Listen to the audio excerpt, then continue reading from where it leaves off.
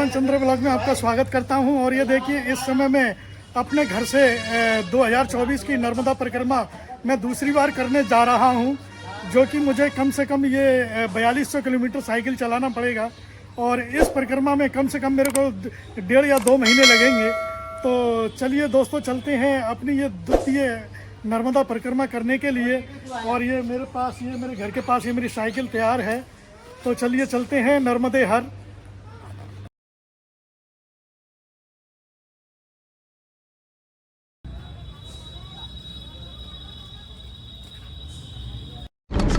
तो दोस्तों देखिए, मैं अपने घर से ये नर्मदा परिक्रमा शुरू कर चुका हूँ और इस समय 9 बज रहे हैं। तो शाम तक देखते हैं हम कहाँ तक पहुँचेंगे। जहाँ भी पहुँचेंगे वहीं हमें स्टे करेंगे। तो इस 2024 की नर्मदा परिक्रमा का आप आनंद लीजिए।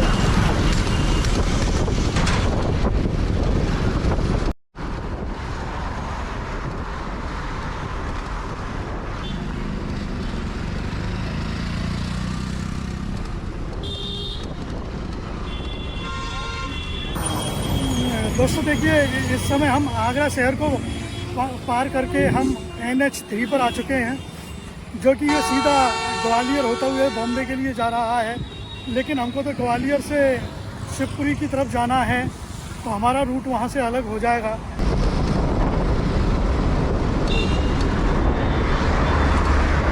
दोस्तों इस समय हम आगरा शहर से निकल करके राष्ट्रीय राजमार्ग नंबर 3 पर आ चुके हैं। आगरा शहर को पार कर लिया है। तो दोस्तों देखिए, यह परिक्रमा मैं आगरा से शुरू की है, जो कि मुझे ओमकालेश्वर पहुंचना है। और ओमकालेश्वर आगरा से 700 किलोमीटर की दूरी पर है। तो मैं यहाँ का आपको व्लॉग बना करके दिखाऊंगा। तो जो मेरी परिक्रमा जो शुरू होगी वो शुरू होगी मेरी ओमकालेश्वर से। तो अभी आगरा से मुझे ओमकालेश्वर पहुँचने में कम से कम नहीं 1 हफ्ता लग जाएगा। फिर वहाँ 2 दिन स्टे करने के बाद वहाँ मुझे कुछ फॉर्मेलिटी होती हैं, प्रमाण पत्र वगैरह बनवाना होता है, रजिस्ट्रेशन कराना होता है। और मेदांता पर्वत की भी परिक्रमा करनी होती है, परिक्रमा शुरू करने से पहले और शुरू करने के वो एंड करने के बाद। तो मुझे जो है अभी कम से कम 10 दिन लग जाएंगे परिक्रमा शुरू करने में। तो उससे पहले मैं आगरा से ओमकालेश्वर का जो साइकिल राइड कर रहा हूँ, तो इसका मैं आपको डेली की डेली ब्लॉग बना करके दिखाता रहूँगा।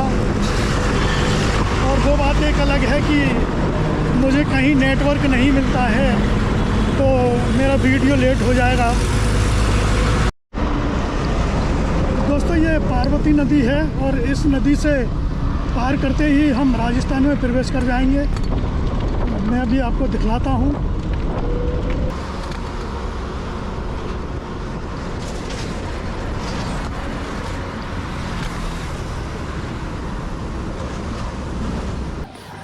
दोस्तों ये जो ब्रिज देख रहे हैं, ये मेरे पीछे नदी देख रहे हैं, ये पार्वती नदी है।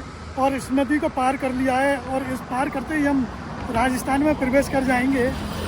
तो मैं अभी आपको दिखलाता हूँ। और मेरे पीछे रेलवे ब्रिज भी है, जहाँ से ये भोपाल और दिल्ली रूट है रेलवे का।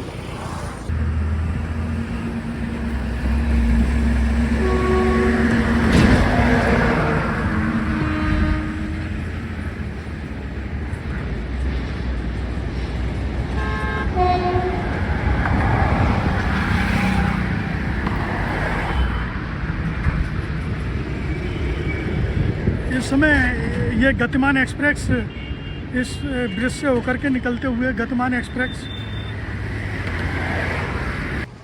देखिए दोस्तों, मैं इस समय आगरा से चला था सुबह 9 बजे और इस समय मैं धौलपुर आ चुका हूँ। और ये 3 भाई मिले हैं मुझे, इन्होंने रोका, मेरे से परिक्रमा के बारे में जानकारी की इन्होंने। तो इनसे मिलकर बड़ी खुशी हुई। आपका शुभ नाम? रोहित बघेल। आपका भैया जी? चौधरी। आपका? सुनील बघेल। काफ़ी भाइयों से मुझे बहुत अच्छा लगा। जैसे मुझे लगा कि हाँ ये मेरे परिक्रमा कर रहे हैं, और ये मुझे एक व्रत मतलब एक एज वाले, मुझे लगा कि मेरे फादर के एज के हैं। जैसे मुझे लगा, मैंने इनको तुरंत परिचय किया एक साइड में, ये अभी मैं खड़ा हूँ धौलपुर ये सदर थाने के पास में। मुझे लगा, मैंने इनसे बातचीत की तो मुझे बहुत अच्छा लगा। एक सनातन धर्म के प्रति इतनी जागरूकता होना, या हमें अपने धर्म के प्रति इतने जागरूक होना, मुझे लगता है यार ये बहुत अच्छी बात है ये। और मैं सभी लोगों से यही कहूँगा कि यार इस चीज़ के बारे में ज़्यादा से ज़्यादा शेयर करें इन भाइयों की वीडियो को। इस समय हम धौलपुर आ चुके हैं और आगरा से ये करीब 55 किलोमीटर की दूरी पर है। तो हम 55 किलोमीटर की राइड कर चुके हैं और हम यहाँ अब पहला ब्रेक लेंगे। तो हम कोशिश करते हैं कि आगे शेरगढ़ का किला है, उस किले में मंदिर है, तो वहाँ पर थोड़ा हम विश्राम करेंगे और ब्रेक लेंगे। तो दोस्तों देखिए, इस समय मैं धौलपुर से जो चंबल घाटी है, चंबल नदी के पास, तो मैं चंबल घाटी में एक मंदिर है अंचलेश्वर महादेव मंदिर, जो पिछली यात्रा के दौरान मैंने यहाँ नाइट स्टे किया था। तो आज मैं उसी मंदिर पर जा रहा हूँ। 1-2 घंटे यहाँ मैं विश्राम करूँगा, क्योंकि करीब मैं 55 किलोमीटर की राइड पूरी कर चुका हूँ, तो ब्रेक लेना भी ज़रूरी है। खुद देखिए ये किस तरह से ये चंबल घाटी है और ये डाकुओं की पृष्ठभूमि रही है। एक से एक नामी से गिरामी यहाँ नामी से नामी डाकू रहे हैं इस चंबल घाटी में।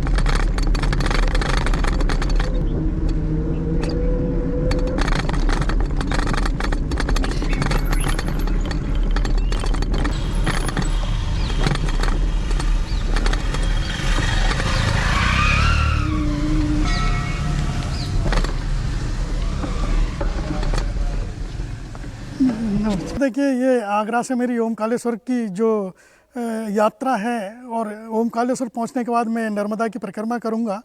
तो आज मैं आगरा से चला था, तो मैंने ये 55 किलोमीटर की राइड करने के बाद ये धौलपुर के एक चंबल नदी के किनारे बीहड़ों में जाकर के एक अंचलेश्वर महादेव मंदिर है और बहुत ही प्रसिद्ध मंदिर है।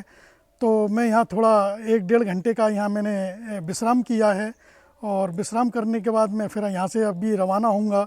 और तो ये मंदिर एक बहुत ही प्राचीन मंदिर है, और यहाँ इस शिवलिंग की एक खासियत है कि ये कई बार ये दिन भर में अपने रंग परिवर्तित करते हैं।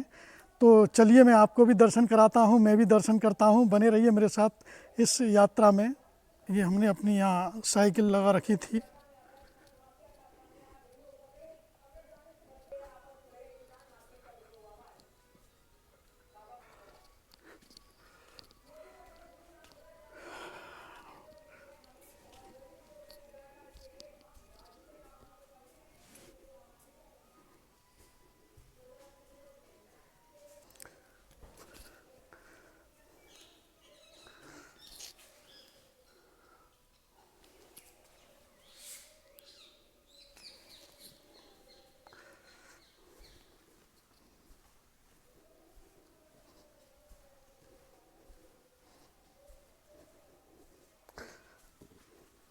और इस मंदिर की हम परिक्रमा करते हैं, फिर आगे की यात्रा हम देखते हैं। हो सकता है कि आज हम मुरैना में स्टे करेंगे।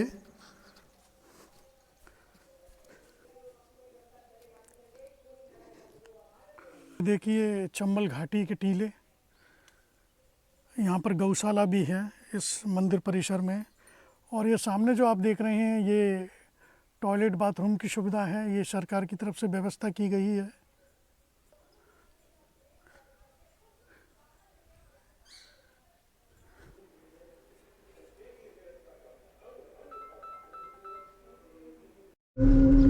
दोस्तों देखिए, हमने अंचलेश्वर महादेव पे करीब हमने 2 घंटे विश्राम किया, और 2 घंटे के बाद अभी हमारी यात्रा यहाँ से आगे के लिए जारी है। और हम चलते हैं, देखते हैं कहाँ तक पहुँचते हैं। कोशिश करेंगे कि आज हम मुरैना में ही स्टे करें। दोस्तों देखिए, इस समय हम अंचलेश्वर महादेव मंदिर से निकलते ही, जैसे ही हम हाईवे पर आए हैं, तो हमको ये चंबल नदी पार करना है। और इस चंबल नदी को पार करते ही हम मध्य प्रदेश में प्रवेश कर जाएंगे। चंबल के इस तरफ का भाग राजस्थान में है, और चंबल के दूसरा साइड जो है वो मध्य प्रदेश में है।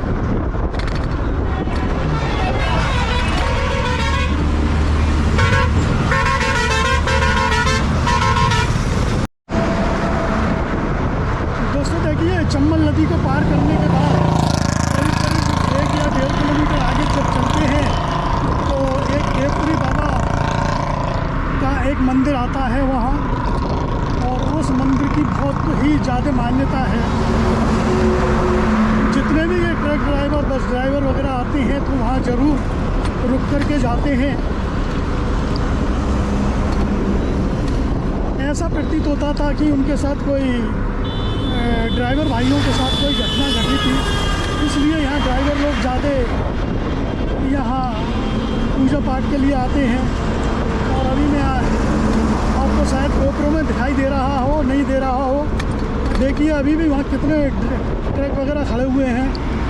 दोस्तों देखिए जो मेरे पीछे आप देख रहे हैं ये बाबा देवपुरी जी का मंदिर है, और यहाँ देखिए कितने ट्रक ड्राइवर वगैरह जो भी बाहर निकल के जाता है यहाँ ज़रूर रुक करके जाता है, नमन करके जाता है।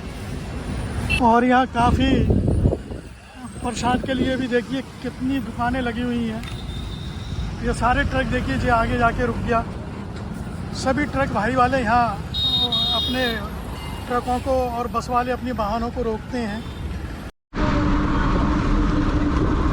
तो दोस्तों देवपुरी बाबा जी के दर्शन कर लिए हैं, और अब यहाँ से अब हम आगे बढ़ते हैं मुरैना की तरफ।